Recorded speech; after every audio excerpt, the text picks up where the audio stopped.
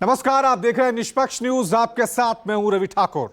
लोकसभा में अग्निवीर और राज्यसभा में एमएसपी के मुद्दे पर आज विपक्षी दलों ने जबरदस्त हंगामा किया। पीएम मोदी ने करगिल विजय दिवस पर लद्दाख में अग्निपथ योजना की तारीफ की, लेकिन विपक्षी दलों ने दो टूक कहा कि अग्निवीर योजना ना तो देश के नौजवानों के हित में है, ना ही सेना के हित में, लिहाजा इसे रद्द करना होगा। इधर राज्यसभा में एमएसपी के सवाल पर केंद्रीय कृषि मंत्री शिवराज सिंह चौहान के जवाब से असंतुष्ट विपक्ष ने जोरदार हंगामा किया। नाराज सभापति जगदीप धनखड़ ने कांग्रेसी सांसदों को जमकर फटकार भी लगाई। सरकार किसानों की समस्याओं से बच के निकलना चाहती है। आप अपनी सप्लीमेंट्री पूछिए माननीय मंत्री जी से। सर, मैं ये जानना चाहता हूं कि उस कमेटी, वो जो कमेटी बनी, उस कमेटी की 6 बैठकें हुई, उनका ब्यौरा क्या है? 22 बैठकें हो चुकी है। लगभग 22 जुलाई से अब तक 6 बैठकें और 35 उप समिति की बैठकें हो गई है। अभी समिति की रिपोर्ट नहीं आई। समिति अपना कार्य कर रही है और जैसे ही समिति अपनी रिपोर्ट देगी, सिफारिश करेगी, सरकार उस पर विचार करेगी। 12 जुलाई 2000 को जो कमेटी, सवाल सीधा था लेकिन जवाब जलेबी हो गया। विपक्ष को गुस्सा आया और राज्यसभा में हंगामा हो गया। समाजवादी पार्टी के सांसद रामजी लाल सुमन ने बस इतना ही पूछा था कि सरकार एमएसपी कब तक देगी, यानी वो तारीख कौन सी है। लेकिन शिवराज सिंह ने लंबा चौड़ा जवाब दे दिया। पिछली यूपीए सरकार और मौजूदा एनडीए सरकार के दौरान एमएसपी पर फसलों की खरीद के आंकड़े पेश कर दिए। एनडीए सरकार में ज्यादा फसलों की खरीद का दावा भी कर दिया, बस वो नहीं बताया जो पूछा गया था, यानी एमएसपी की लीगल गारंटी कब मिलेगी, सरकार इसका कानून बनाएगी। जाहिर है जवाब से विपक्ष भड़क उठा। कांग्रेस सांसद जयराम रमेश ने मंत्री महोदय को टोका तो सभापति को गुस्सा आ गया। जगदीप धनखड़ जयराम रमेश को खेती किसानी का कहरा सिखाने लगे। राज्यसभा में खेती की पाठशाला लगाने लगे। कांग्रेस सांसद रणदीप सुरजेवाला को गिरेबा में झांकने की नसीहत देने लगे। कमाल की बात है, इतना बड़ा संसद है, किसान की चर्चा हो रही है और चर्चा को दोनों तरह से बाधित कर रहे हैं। सुनिए, आपका आचरण देखिए, ये किसान की सेवा कर रहे हैं क्या आप किसान की ये सेवा कर रहे हैं क्या? चर्चा कीजिए, विचार लाइए, बातें बताइए। आप भी चुप रहिए प्लीज।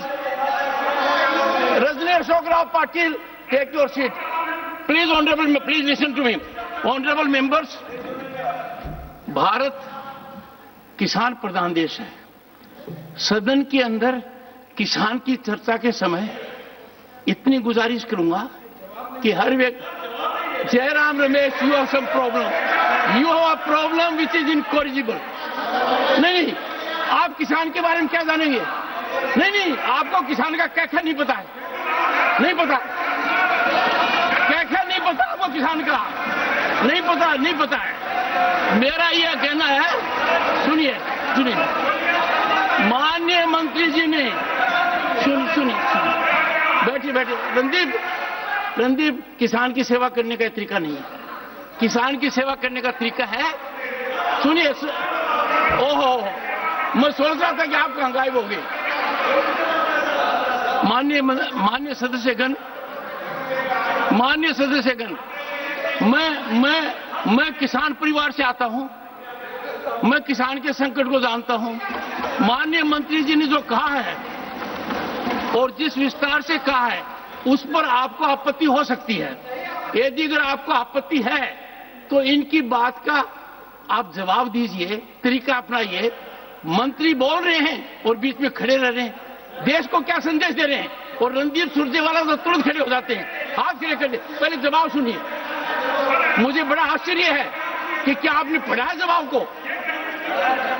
तो रणजीत जी पढ़ते तो आप नहीं बोलते। आप बैठ ना। I not give you permission to none on this side.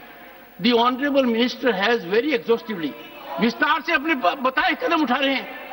नहीं, ज्यादा मंत्री जी कह रहे हैं कि हर दिन हर पल वो कार्यरत है, किसी समिति का इंतजार नहीं कर रहे ना। दुखी मन से मैं कह रहा हूं कि रणदीप सुरजेवाला ये संकेत देना चाहते हैं मैं हितैषी हूं। हितैषी नहीं है, दुश्मनी निकाल रहे हैं, चर्चा नहीं होने दे रहे हैं, दुश्मनी निकाल रहे हैं। किसान पीड़ादायक किसान से दुश्मनी मत निकालिए। किसान से क्या बैर है आपका? किसान से क्या बैर है? नहीं, किसान से क्या बैर है बताइए मुझे। तो चर्चा क्यों नहीं होने? आप तो 10 साल रहे हैं, आप तो शासन में 10 साल रहे हैं। 10 साल में महारत कर दी क्या कोई? छलांग लगा दी आपने? क्या बात कर रहे? बैठिए आप गिरेबान में देखिए, गिरेबान में झांकिए, डॉट फोर्स में। मुझे बहुत कुछ बोलना पड़ सकता है। किसान के मामले में नहीं करने दूंगा ये। किसान की चर्चा होगी। न तो केंद्रीय कृषि मंत्री शिवराज सिंह चौहान ने एमएसपी गारंटी कानून पर कोई वादा किया, न ही सभापति ने कांग्रेसियों को बोलने का मौका दिया।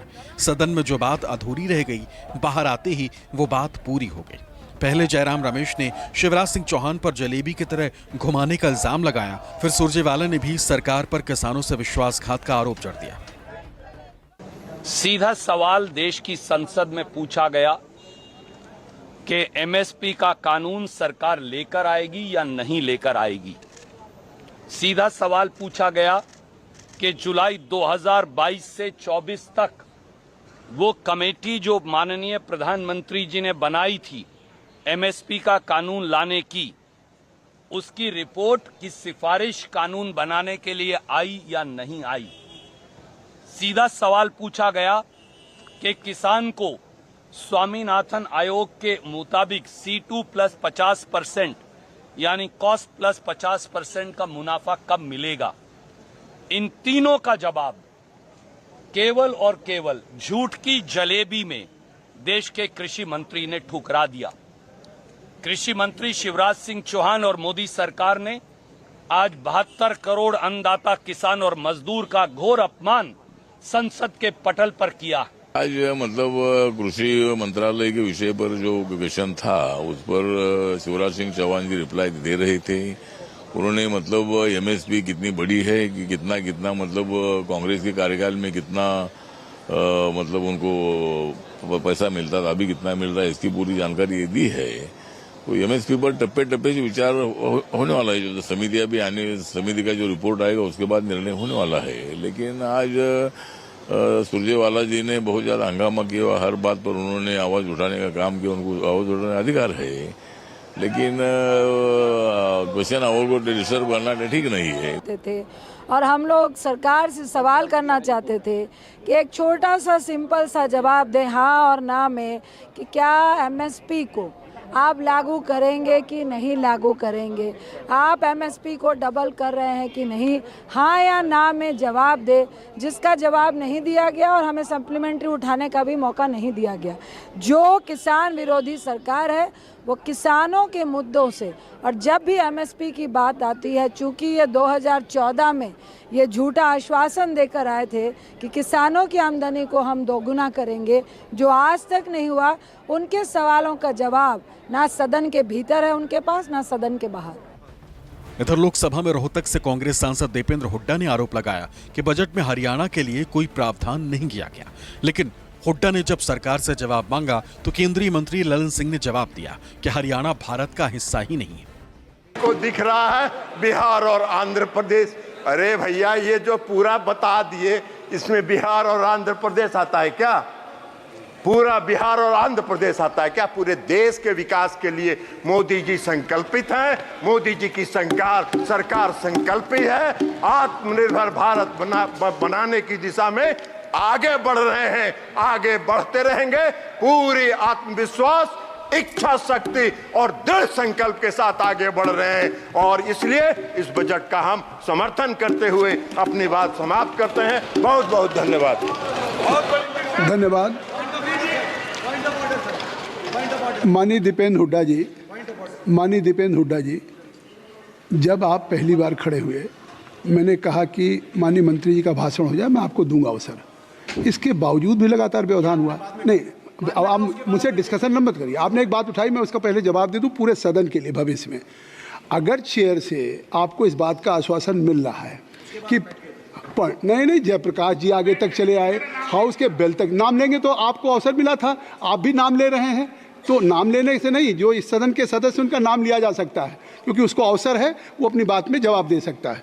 श्री दीपेंद्र हुड्डा जी। लेकिन भविष्य में ख्याल रखिए, अगर आप व्यवधान करेंगे, कल वो तय कर लेंगे कि आप बोलेंगे तो वो व्यवधान शुरू करेंगे, तो मुझे लगता है जो सदन की एक मर्यादा है, सदन की गरिमा, पूरे देश के लोग आपको देख रहे हैं, अच्छी डिबेट हो रही है, चाहे इस पक्ष से हो चाहे उस पक्ष से हो। मेरा आग्रह है कि अगर आपके मन में, एक तो नॉर्मली बजट पे सामान्य चर्चा पे कोई पॉइंट ऑफ ऑर्डर नहीं होता, नीतियों की आलोचना होती, कार्यक्रमों की आलोचना होती है, लेकिन इसके बावजूद भी अगर आप कोई बात उठाना चाहते हैं और अगर चेयर ने आश्वासन दे दिया तो बीच में व्यवधान न करें। श्री दीपेंद्र हुड्डा स्वीकार करें सर आपकी बात। पॉइंट ऑफ ऑर्डर किस नियम में सर? किस नियम 352(7) combined with Article 1 of the Constitution. Sir, Article 1 of the Constitution says, India, that is Bharat, shall be union of states. Bharat, her state Bharat का हिस्सा है। बार बार माननीय मंत्री जी ने कहा कि केवल शैलजा जी ने, जयप्रकाश जी ने हरियाणा की बात करी। हरियाणा की बात करना भी केंद्रीय बजट के लिए क्या हरियाणा भारत का हिस्सा नहीं है? मैं सरकार से पूछना चाहता हूं और मैं कहना चाहता हूं, जो आपने 352 कहा है, 352 है, एक मिनट सुन लीजिए, आप एक मिनट सुन लीजिए। ए member while speaking shall not, आप बैठ जाइए, आप बैठ जाइए। ए member while speaking shall not refer to any matter of fact on which a judicial decision is pending. उन्होंने अगर माननीय शैलजा जी के, सर 352(7) आप गलत पढ़ रहे हैं सर। 352(1) नहीं सर, 352(7) मैं पढ़ता हूँ, एक मिनट, आप उसका 7 भी पढ़ता हूँ, लेकिन आप सीनियर हैं, वरिष्ठ हैं, इसमें कोई जुडिशियल नहीं है पेंडिंग सर। हरियाणा भारत का हिस्सा है। नहीं, हरियाणा को अगर यूनियन बजट में भूल दिया जाएगा, अगर आप भूल जाओगे तो हरियाणा के लोग भी 3 महीने के बाद